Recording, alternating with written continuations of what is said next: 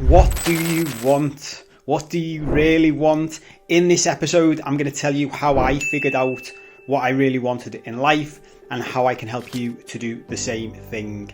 So let's get straight in. Welcome back to another episode. It's lovely to see your lovely face. Thank you for taking the time out of your life to join me.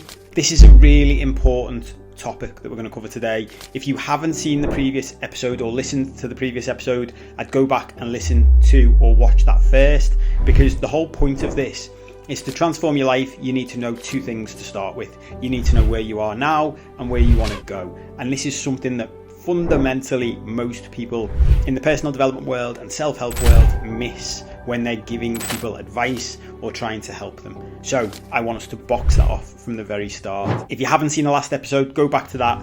That will help you figure out exactly where you are now before you get stuck into this episode, which is figuring out where you want to go to.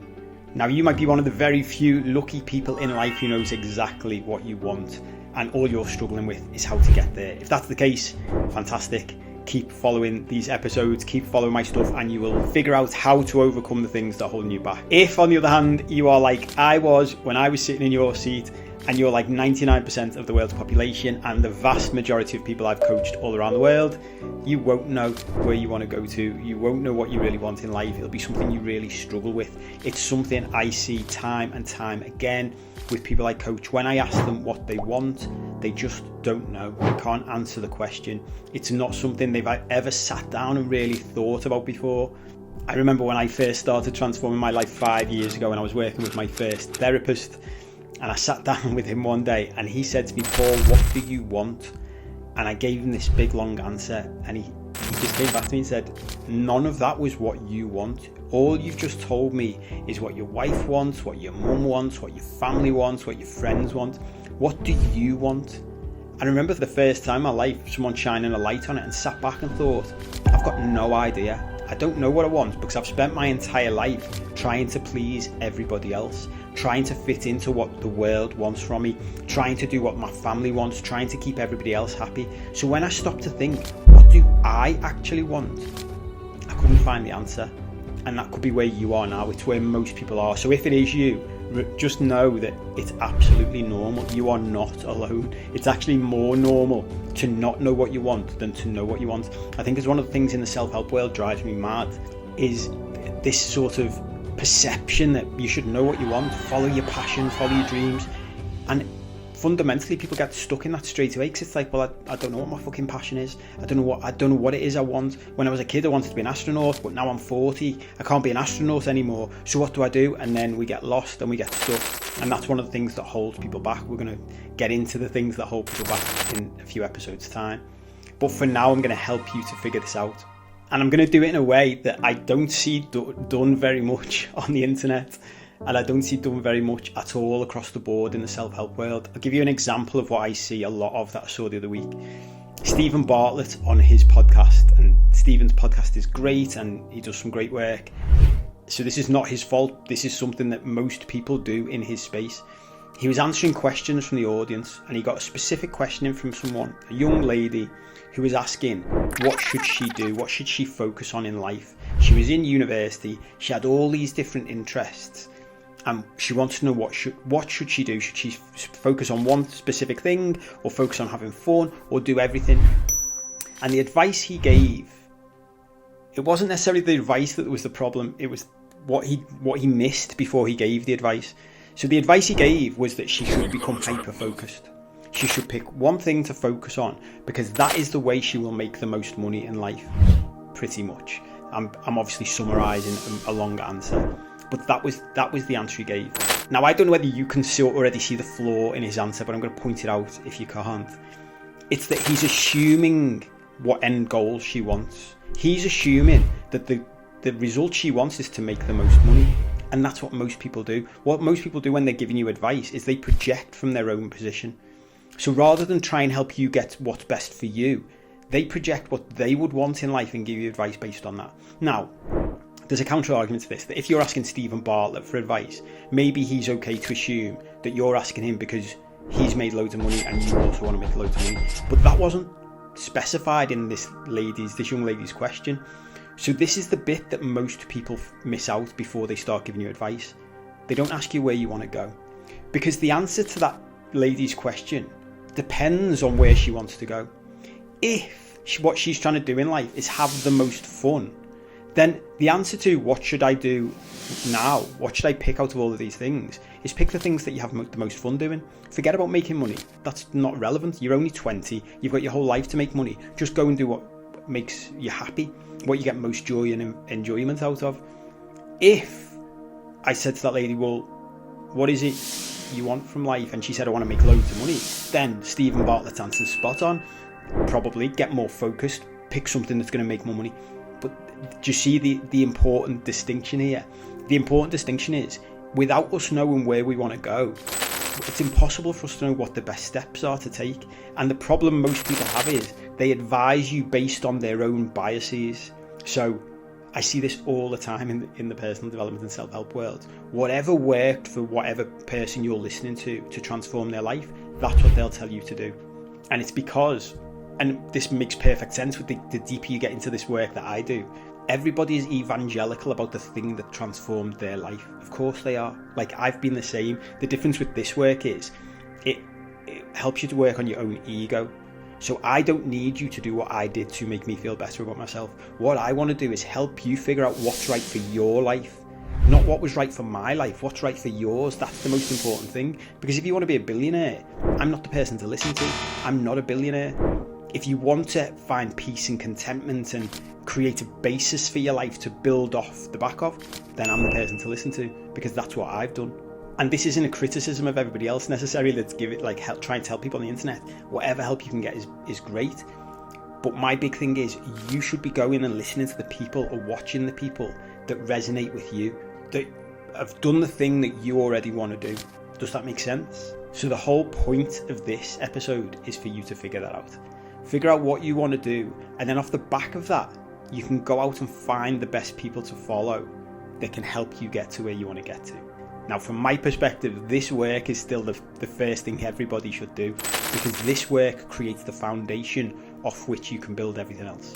I know from experience, if you go straight without fixing psychological and emotional problems that are the root of all of your issues, if you go straight to making money, that leads to a dark place, because you might be successful in making lots of money, but because you haven't sorted out the foundations of your life, it's going to bring you back down to a loop. This happens to many people, including me. You make money, you lose money, or you make money, you get richer and richer, and you're still not satisfied, you're still not happy, you're still miserable, you're still depressed, you're still unfulfilled. That's what happens to most people, because they haven't sorted out the stuff underneath. So for me, this work is the most important, because it helps to build the foundation on which you can create everything else from a stable base, so that as you build it, it's more sustainable.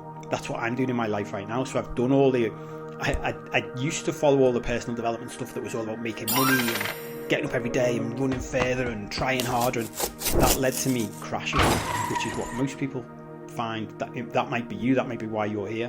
Whereas what I've done now is I've gone back to basics, I've stripped everything away, I've built my psychological and emotional strength, I've solved all of these issues in my life to a large degree, and now I'm building again on the financial side of things and the health side of things and the relationship side of things, because they're all building off a solid base. It makes them more sustainable. So after all that build up, here's an exercise I came up with, which I think is gold dust for figuring out what you want to do in life, because this is what most people do. They say, okay, just write down what you want to do.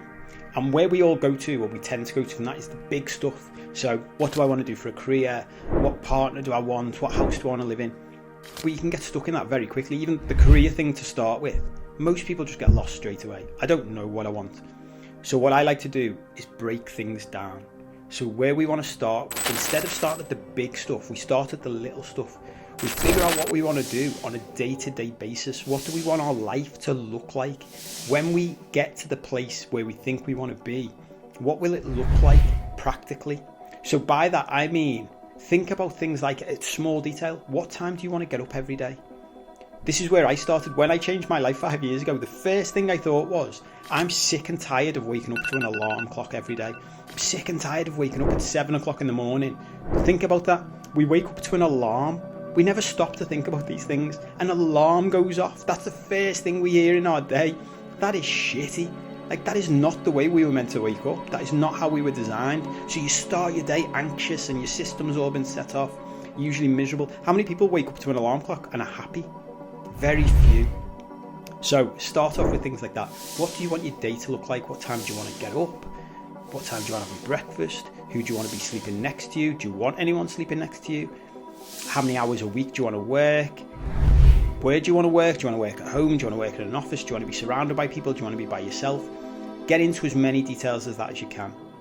If you get stuck on that straight away, which a lot of people still do, there's a great hack that I've developed that works really well. And it's because our systems are much better at saying what we don't want than what we do want. So what will often happen is when I say to people, okay, tell me what you want in life, they'll start telling me what they don't want.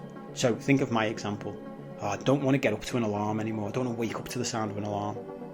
Okay, so write that down instead. So if you can't think of what you do want, write down everything you don't want.